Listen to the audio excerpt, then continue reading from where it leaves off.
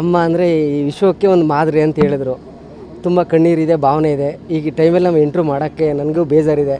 ಸಾಹೇಬ್ರೆ, ಮೈಸೂರು ಭಾಗದಲ್ಲಿ ತುಂಬ ಇಷ್ಟಪಡ್ತಾರೆ. ತಾಯಿ ಅವರು ನನಗೆ ಅವತ್ತು ಆಸಿಡ್ ಹಾಕುವಂಥ ಸನ್ನಿವೇಶನ ಅವ್ರಿಗೆ ಹಾಕಿಸ್ಕೊಂಡು ನನಗೆ 26 ವರ್ಷ ಇವತ್ತು ನಾನು ಸುಖವಾಗಿರಪ್ಪ, ನಾನು ಹಾಕಿಸ್ಕೊತೀನಿ ನಿನ್ನ ಪರವಾಗಿ ಅಂತ ಈಶ್ವರನ ಸನ್ನಿಧಿನಲ್ಲಿ ಅವತ್ತು ನನಗೆ ಹಾಕಬೇಕು ಅಂತ ಮಾಡಿದರು. ನಾನು ಮಹದೇಶ್ವರ ಬೆಟ್ಟಕ್ಕೆ ನಾನು ನನ್ನ ಮಗ ಹೋದು ಬರೋದ್ರೊಳಗೆ ನನ್ನ ತಾಯಿ ನನ್ನ ಹೆಂಡ್ತಿಗೆ ಹಾಕಿದ್ರು ಅಷ್ಟೇ.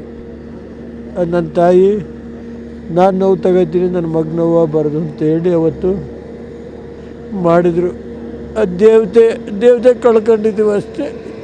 ಇನ್ನೊಂದು ಕಡೆ ನಮ್ಮ ಅವರು ಸಾವಿರಾರು ಜನಕ್ಕೆ ಇದು ಹುಡ್ಸಿರೋರು. ಏನೋ ನನ್ನ ತಂಗಿರಿಬ್ಬರು ನನ್ನ ತಮ್ಮನ ತಾಯಿನ ಸಾಕಿವ್ರು. ಅವ್ರು ಏನಾದ್ರು ಇದ್ದರೆ ಅವರಿಬ್ಬರಿಗೆ ಸಲ್ಲಬೇಕಷ್ಟೇ. ಒಂದು ಸೈಡ್ ತಗೊಂಡಿಲ್ಲ, ಒಂದು ಮನೆ ತಗೊಂಡಿಲ್ಲ, ಒಂದು ಕಾರ್ ತಗೊಂಡಿಲ್ಲ.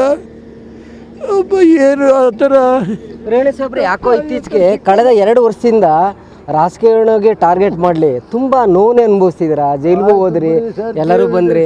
ಸತ್ಯ ಧರ್ಮ ಅನ್ನೋದು ಗೆಲ್ಲುತ್ತಾ ಸಾಹೇಬ್ರೆ? ಯಾವತ್ತಾರು ಒಂದು ದೇವ್ರ ಉತ್ತರ ಕೊಡ್ತಾರೆ ಬಿಡಿ ಸರ್. ಆ ನಂಬಿಕೆ ಇದೆ ನನಗೆ. ಈ ದೇಶದ ಮಾಜಿ ಪ್ರಧಾನಿ ಅವರು ಆದರು, ನೀವು ಮಿನಿಸ್ಟರ್ ಆದ್ರಿ, ಭವಾನಿ ಅಮ್ಮ ಅವರು ಕೂಡ ಎಲ್ಲ ಆದರು. ಸಾಹೇಬ್ರೆ, ನಾನು ಕೇಳಿದ ವೆರಿ ಸಿಂಪಲ್ ಕ್ವಶನ್ನು, ಪೊಲಿಟಿಕಲ್ಲಿಗೆ ಟಾರ್ಗೆಟ್ ಮಾಡಿದಾಗ ಏನು ಅಮ್ಮಂಗೆ ಏನಾದ್ರು ಬೇಜಾರಾಯ್ತಾ ಅಂತ? ನಮ್ಮ ತಾಯಿ 2 ವರ್ಷದಿಂದ ಅದು ಬಿಡೋದೆಲ್ಲ ಹೇಳೋದಿಲ್ಲ. ಈಗ ನಾನು ಟೈಮ್ ಬಂದಾಗ ಹೇಳ್ತೀನಿ. ನಮ್ಮ ತಾಯಿಗೆ 2 ವರ್ಷದಿಂದ ಎಷ್ಟು ನೋವು ಅನುಭವಿಸಿದ್ರೆ ಗೊತ್ತಿಲ್ಲ. ಬೆಳಗ್ಗೆ ಎದ್ದರೆ 3 ಗಂಟೆವರೆಗೆ ಪೂಜೆ ಮಾಡೋರು. ಆಗ 6 ತಿಂಗಳು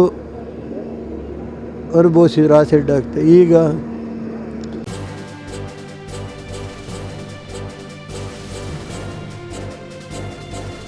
ಇದು ಮಾನವೀಯ ಸಂದೇಶದ ಜನವಾಹಿನಿ.